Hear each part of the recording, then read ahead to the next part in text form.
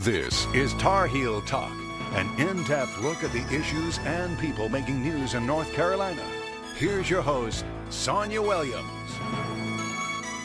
December 26th is the first day of Kwanzaa, a 7-day holiday born in part from African harvest traditions. And Kwanzaa is designed to celebrate and foster unity. Joining me now to tell us more about Kwanzaa and its rich history is Lester Thomas with the Ujima Group. Welcome back. How are you today, Miss Sonia? Good. Glad to be back. Excellent. Now, this is the 51st year for Kwanzaa. The 23rd. 51st? For total, Kwanzaa, yes, absolutely. for Kwanzaa. I'm sorry. For Kwanzaa. Give us some history on this holiday and how it all came about. Well, Kwanzaa was born out of a very challenging time in our history when African Americans were finding out about their history and their pride in themselves and in their community, and a very challenging time because many of African Americans were facing the struggle of segregation and Jim Crow and wanted a better way of looking at themselves and being represented in American culture. And as it started to grow, it was a gentleman named Dr. Malana Karinga who created Kwanzaa in 1966 out of Long Beach, California. And he felt that it was a need for African Americans to find a way to celebrate their culture and their history and to feel good about who they were and the contributions they made to the world. Now, there are 7 principles of Kwanzaa. Take us through those. Well, the 7 principles consist of, they're called the Nguzo Saba. And the 7 principles stand for the first fruits of the harvest. And Umoja is unity. Kujichagulia, self-determination. Ujima, working together. Ujima, supporting each other. Nia, purpose. And Imani, faith, especially within ourselves and in our race. Now, how is Kwanzaa celebrated throughout this 7-day period? Well, there are many ways to celebrate Kwanzaa. There are 3 basic concepts. One is the libation, and libation talks about the importance of remembering your history, remembering those that may have died and in the past life were able to enrich your life by making you feel their spirit. So the libation is pouring libation for our elders. And then you have the candle lighting, which are the Nguzo Saba, the 7 principles. And each of those principles represent one of the principles of Kwanzaa. And you light the candles, the 3 green candles, the 3 red candles, and the 1 black candle. And then you have the final stage, which is the commemorations of our people. What is the significance of the candle colors? Well, the candles are for the community to remember the importance of Kwanzaa. And each one of the principles are to make you want to improve your life, to become more faithful in yourself and in your community, to understand Ujima, which deals with collective work and responsibility, and also Umoja, cooperative economics. So it's to help us to be able to become more involved in who we are and to be better people in this world. What do you want people of other cultures to understand about Kwanzaa? I want them to understand that Kwanzaa is not just an African American activity. It's a cultural art celebration that deals with the importance of embracing various cultures throughout the world, and that African Americans have contributed a significant amount of good to our world, and that we are in a position where we're able to appreciate the diversity and the cultures that we are living in today. Okay. We're going to take a break and we'll talk more in just a minute. Okay. Right. We'll be back with more on Kwanzaa after these messages.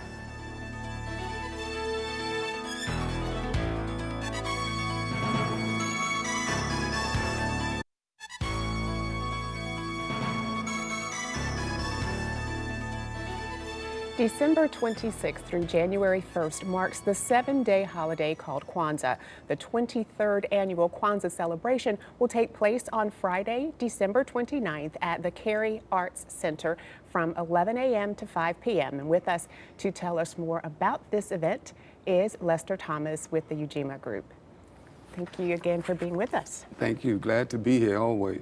So 23 years with partnering with the town of Cary to produce this amazing day of celebration. What can we expect this year? Well, it's been a great 23 years, I can say that. And this year is going to be very special because we're going to commemorate a gentleman that I have a lot of respect for and that I admire truly. And his name is Chuck Davis. And we call him Baba Chuck. Mm-hmm. And he passed away earlier this year. And his saying was peace, love, and respect for everybody. And it seems very simple, but it's very, very relevant today. And when I think of him, I think about the great work that he has done in our community, not just in Durham, not just in North Carolina, but throughout the continental United States and in many parts of the world and in Africa. And he was always the type of person that was willing to give of himself and his talent. He was such a great teacher because he was the type of person that would teach you and you would not even know he was teaching you. He never was demeaning, never would talk down to you, would never make you feel small or ineffective or not a part of a group. And I just wanted to really express my love and my admiration for him. So this is a special event that we're going to do, and it's going to be on February 29th from 11 a.m. to 5 o'clock p.m. at the Cary Arts Center, 101 Dry Avenue, Cary, North Carolina. And we have a great group accompanying him called the Kumba Dance Company. They're out of Virginia, youth group. We also have a wonderful lady named Lois Deloach, excellent singer, great person in the community, has been very supportive for many years with us. And then we're going to have the African Dance Ensemble themselves. And we're going to continue their legacy and the great things that they have done over the years and in our community. And as usual, we're going to have our Children's Village, and we're adding a new component, and it's called Mama African Room. And we have a group of young ladies from various parts of the African continent. And they're going to be telling stories. They're going to teach our children about what it's like to be an African. We're going to have arts and crafts and different types of foods that they're going to be able to participate in terms of testing and eating. And it's just going to be a fun day. And I'm really excited that we're able to continue his legacy.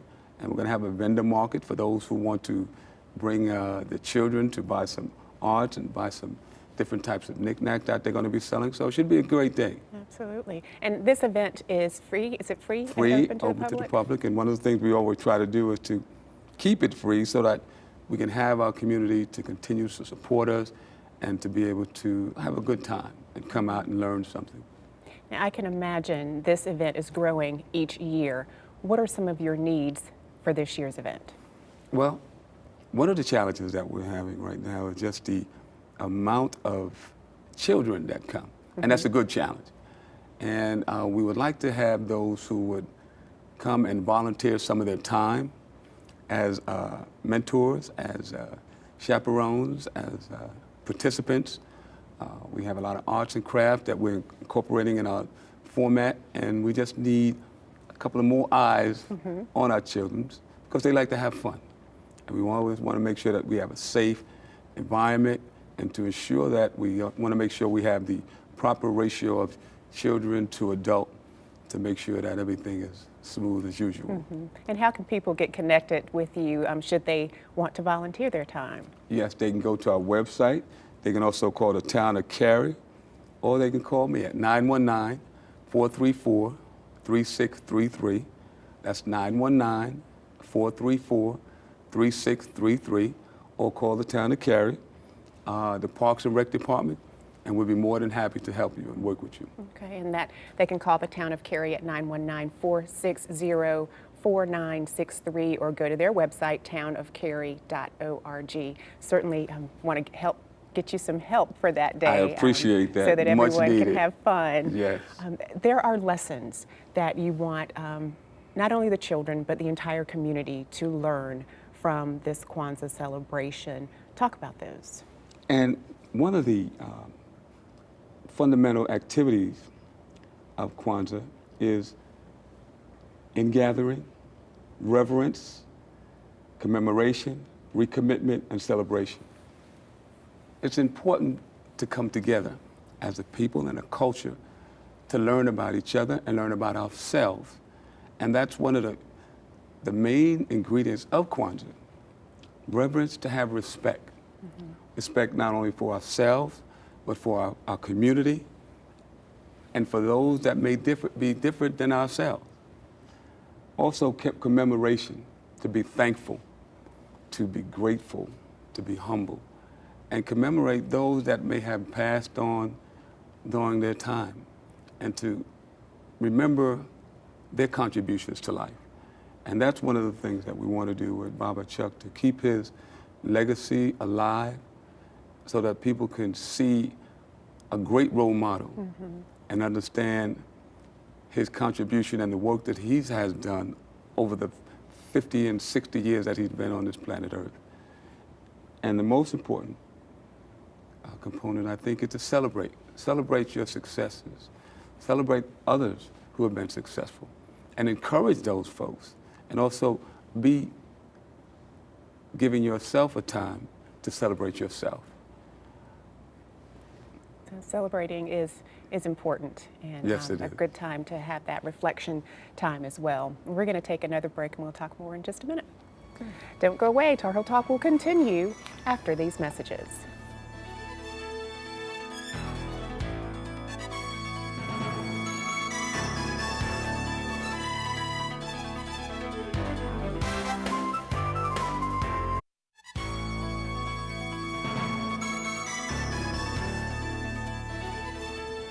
Welcome back to Tar Heel Talk. I'm Sonia Williams. Today's show focuses on Kwanzaa, the 7-day holiday born in part from African harvest traditions. And Kwanzaa is designed to celebrate and foster unity. With us again is Lester Thomas with the Ujima Group.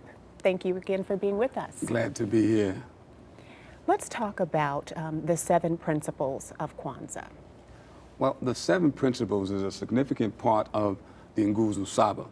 And it's important that when we have our children attending this type of event, that we have them involved in it as participants. And as you go over the specific principles, they get a chance to remind themselves the importance of what they are learning. And when they're participating in it, it reinforces the importance of those principles. And I'm going to go over them right now. The Nguzo Saba was symbol of the 7 principles of Kwanzaa, the 7 basic values of African culture, which contribute to the building and reinforcing family and community and culture. The first principle is umoja, unity, to strive for and to maintain unity in the family, community, nation, and race. Kujichagulia, self-determination, to define and name ourselves as well as to create and speak for ourselves. Ujima, collective work and responsibility, to build and maintain our communities together and make our brothers and sisters' problems our problems and to solve them together. Ujima, cooperative economics, to build and maintain our own stores, shops, and other businesses and to profit from them together. Those are the 7 principles. Mm-hmm. And so when you look at these 7 principles and think about the reason that Kwanzaa was created, what type of impact do you think this 7 days has on not just our community, but worldwide? Well, the 7 principles are to remind ourselves and to reflect on a daily basis the importance of trying to be a better person, to try to work on some of the challenges that we may have in our everyday life. And no one is perfect, and we don't expect people to adhere to every component of the 7 principles. But we do want you to start to think and say, how can I become a better person? What do I need to work on? How can I help someone? How can I give back to my community? what do I need to do? How can I look in the mirror and say, what should I be doing to improve myself, my community, and my family? And I know that Kwanzaa was founded based on some African roots, but it's really a holiday for all cultures, all Yes, ethnic backgrounds. And I agree very, very wholeheartedly. When Kwanzaa was first introduced to the community, there were many misconceptions. Many felt that it would take the place of Christmas. Others thought that it was a cult. Some even thought that it was a black Christmas. But that's not what it was. It was an African-American cultural arts celebration. And so with the educational component, it became more of a mainstream activity, and it became embraced by many different people. And today we have a very diverse community, a very diverse nation, and a very diverse world. Right. Well, let's talk about this year's 23rd annual Kwanzaa celebration that's taking place in Cary. Lots of activities for the entire family. Yes, it is, and I'm very excited. We put a lot of work into it. We did a lot of marketing, a lot of promoting. We got some great people that's going to support us. We're looking for a record-breaking crowd coming out this year. That's great entertainment. And people are just energized. They're happy because there's someone that they knew who was very involved in their community, who was one of them, who came out every year to support the community and people in the community, someone who loved their community and loved the people in the community, and who was revered for not only his personality, but for the good work that he has done. And when you have people that have passed on, that have been a very significant part of everyone's life, it's a healing/grieving process. And the best way to commemorate someone who has transitioned is to do good things, right? To give back to the community and reflect his values. Absolutely. And those are the types of values that I want to remember when I think of him. Right. So as a part of the celebration, we're paying tribute to the late Chuck Davis. And go to any cultural event, he was always there with this larger-than-life personality and really interacting with the children and providing lots of life lessons, not just lessons on dance, but life lessons for the kids. That's very true. So what other activities will be taking place on Friday, the 29th? Well, we're going to have videos that are going to be of Kwanzaa, and we're going to have guest speakers that are going to be coming through as well. And we're going to have a lot of different types of food vendors. I'm excited about that component because we have such a diverse crowd of people, and everyone has different tastes and different styles, and so we had to make sure that we didn't get food that would offend anyone, like pork products.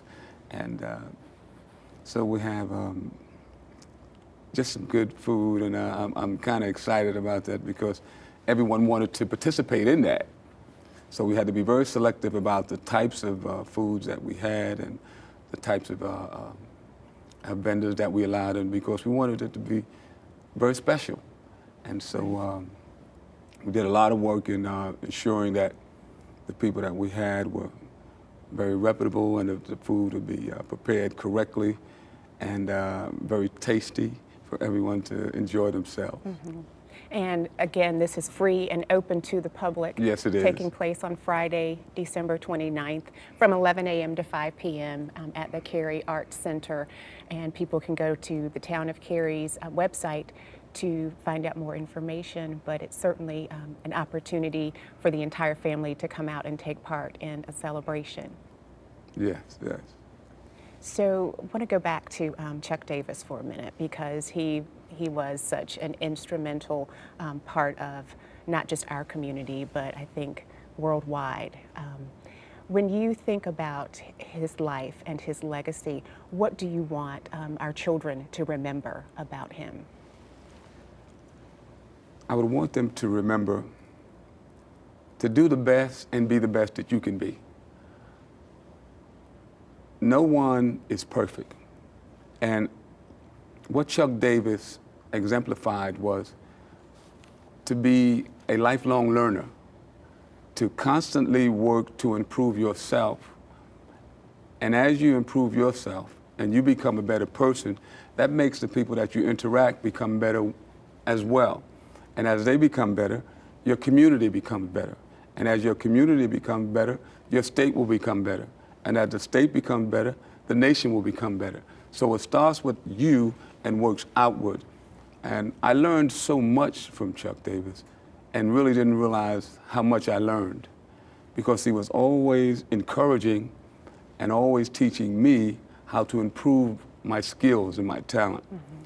And it wasn't in a demeaning way, it wasn't in a condemning way, but it was a way of improving and encouraging me to constantly grow and to be the best at what I do.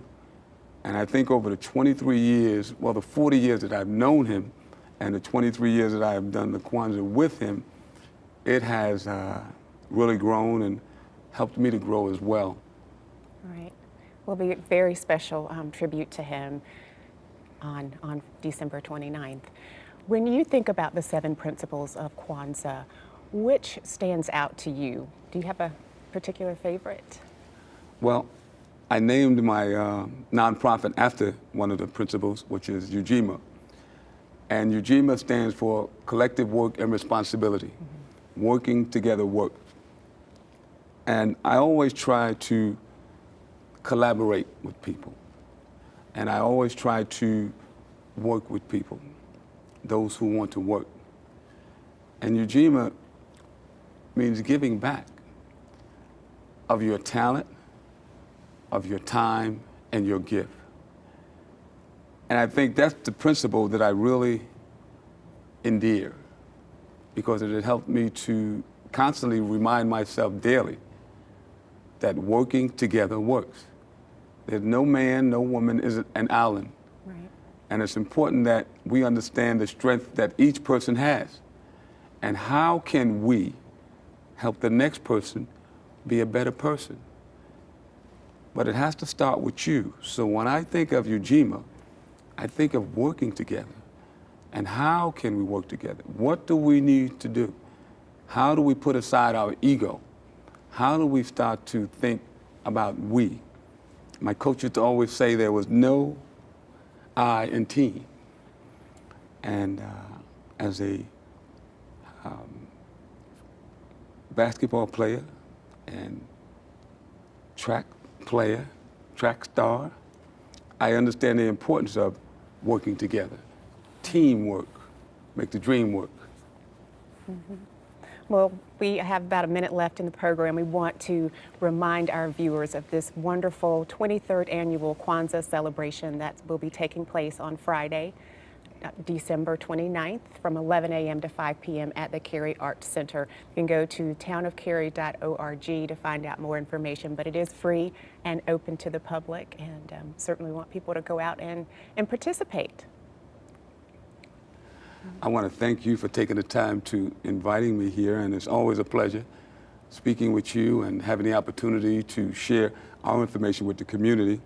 Absolutely. And anything that I can do will be in service to you or to your organization. Please let us know. Thank you so much, Lester Thomas, and best of luck with this year's event. That's it for this week's Tar Heel Talk. To comment on this or other episodes of the show, follow us on Facebook, like us on Instagram, or send an email to tarheeltalk@fox50.com. I'm Sonia Williams. Thanks so much for watching. Have a safe and happy holiday season.